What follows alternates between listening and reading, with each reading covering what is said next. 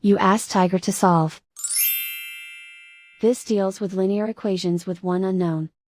The final result is x equals 14/5.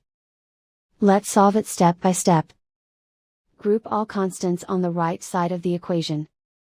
Subtract 28 from both sides. Simplify the arithmetic.